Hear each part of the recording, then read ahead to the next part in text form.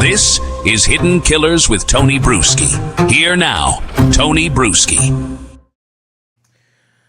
Well, as of our recording, Halloween is upon us, and this story is one that has fascinated me forever. The ghost story initially. You've heard the ghost story. You've seen the movies, the book covers, the haunted house case, all of that. But before any of that, before the word Amityville became shorthand for demonic possession and green slime in Hollywood horror, there was a real family. A family whose story ended not in whispers from the beyond, but in gunfire. This is the truth behind the DeFeos, the real people who lived and died at 112 Ocean Avenue. We're going to tell that story. We're going to tell that story right now for you. You may not know it, because obviously there's been a lot of clutter out there on this topic, on the story of the Amityville Horror. Here's the real horror. Ronald and Louise DeFeo were in every sense the image of 1960s success. He was an Italian-American, Brooklyn-born, old-school Catholic. She was quiet, polite, and came from money. Her father, Michael Brigante Sr., owned a successful Buick dealership in Brooklyn called Brigante Carl Buick. They married young. They had 5 children. They worked their way into comfort. In 1965, Ronald Sr. and Louise bought the house that would one day become infamous. The sprawling Dutch colonial with a boathouse on the Amityville River. It was the kind of place that made neighbors nod with envy. Big front lawn, pristine white shutters, an in-ground pool, the kind of home you bought when you made it. To the outside world, the DeFeos were a respectable, well-off Catholic family. But inside that home, things were a little less idyllic. According to reports, over the years, Ronald Sr. was known for his temper. Relatives described him as loud, strict, and a man who needed to be obeyed. He ruled the household through intimidation. The kids were expected to be polite, silent, and grateful. It wasn't unusual to hear shouting coming from inside the house. Neighbors later told reporters they heard arguments, father and son, father and wife. But in suburban America in the 1960s, that wasn't something you called the cops about. You just shut your blinds and turned up the TV. His wife, Louise, by most accounts, tried to keep the peace. She was described by relatives as kind and patient, the glue of the family. But she deferred to her husband in everything. When he barked, she quieted. When he raged, she meditated.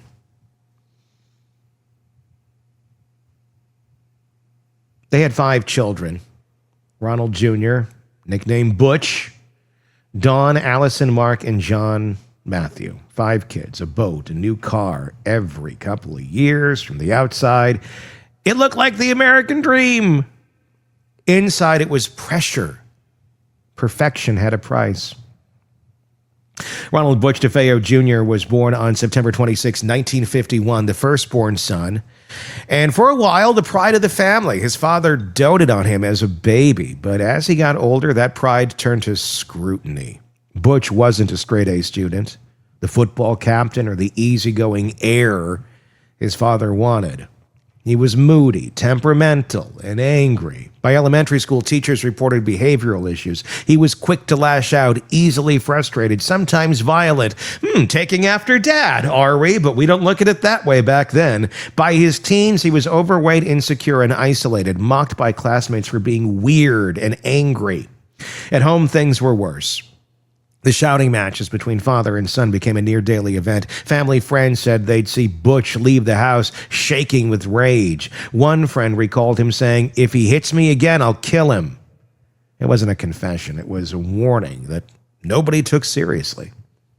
Ronald Sr. demanded obedience and respect. Butch gave him defiance and resentment. That constant clash, father versus son, control versus rebellion, was the defining rhythm of the DeFeo home, allegedly. By his late teens, Butch was drinking heavily, using LSD, and eventually heroin. His parents sent him to a psychiatrist, but he quit after a few sessions. He didn't think he had a problem. Everyone else did.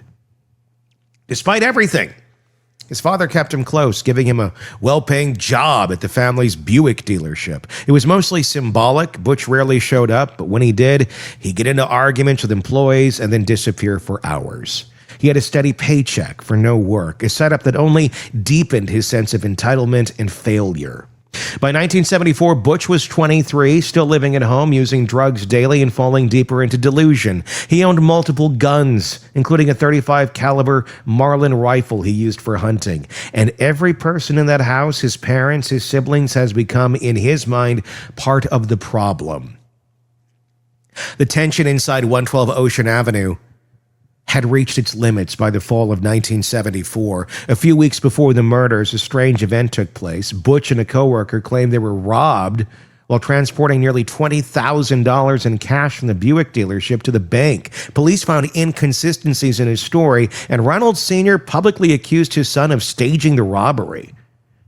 It was a humiliating moment. Witnesses said the two screamed at each other at the dealership, their argument spilling into the parking lot. It was one of the last known explosive confrontations between father and son. After that, Butch's friends noticed a shift. He was agitated, paranoid, erratic. He'd flash his guns, talk about killing his father, then laugh it off. He'd fall asleep at the bar, wake up, and start all over again. People in small towns always say, we never saw it coming. But in Amityville, they did see it. They just didn't think it would really happen. Then in the early hours of November 13th, 1974, something broke inside Ronald DeFeo Jr. Sometime between 3 and 3:30 a.m., he picked up his .35 caliber Marlin rifle and began moving room to room. He shot his father twice in the back as he slept. His mother, Louise, heard the noise and woke. 2 more bullets ended her life seconds later. He then moved to his brother's room. Mark, 12, and John, 9, were killed in their beds.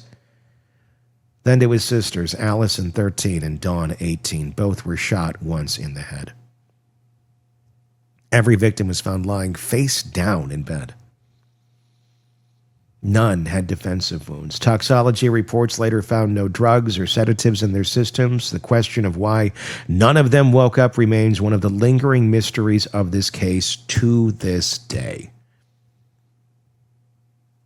And is, by all accounts, rather haunting. When police tested the rifle, it had no silencer. The neighbors just yards away claimed they heard nothing but the barking of the DeFeo's dog that night. That eerie silence, those undisturbed bodies, it's the detail that keeps this case feeling unnatural.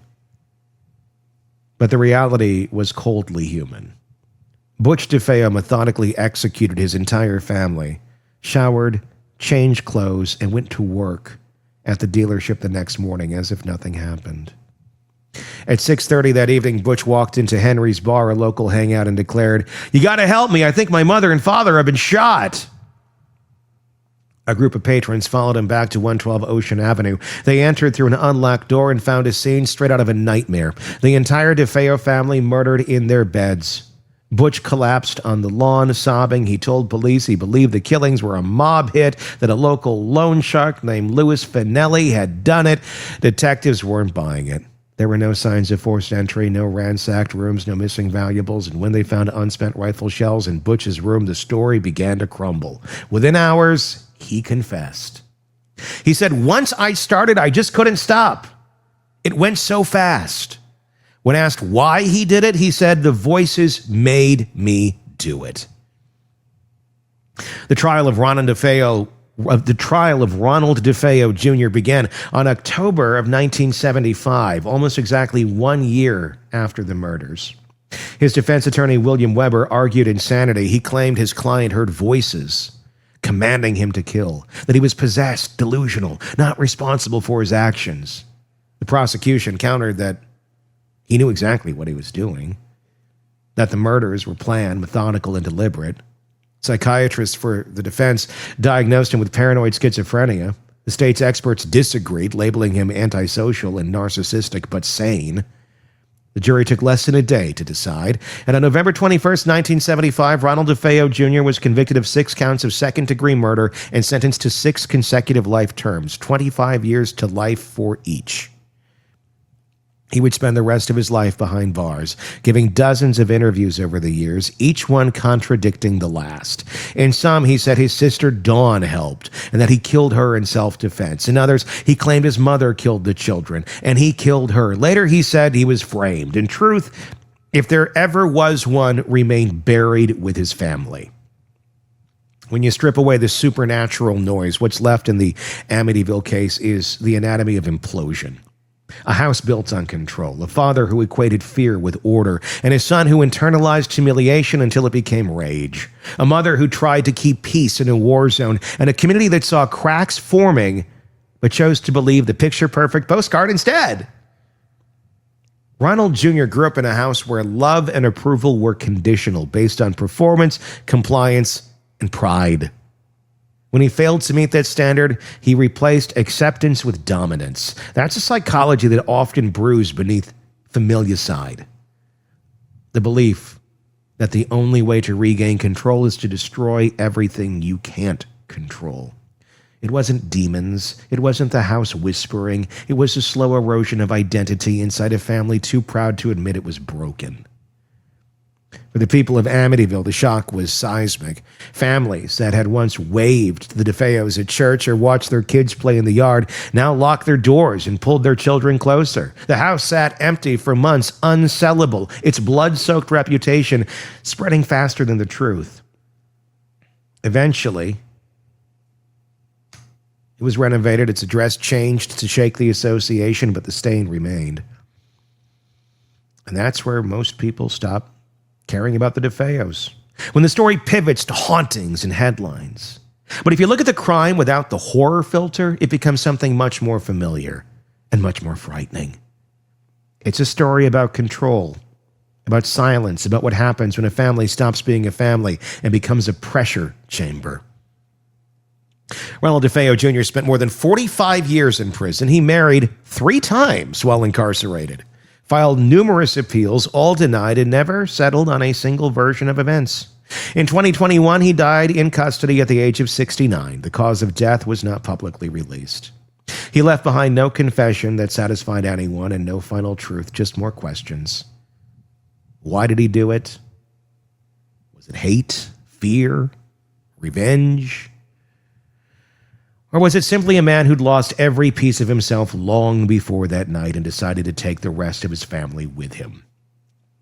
Today, the Amityville house still stands. The shutters are painted, the address is changed, the new owner's private, and the eye windows are gone. But the myth refuses to die because the truth is harder to look at.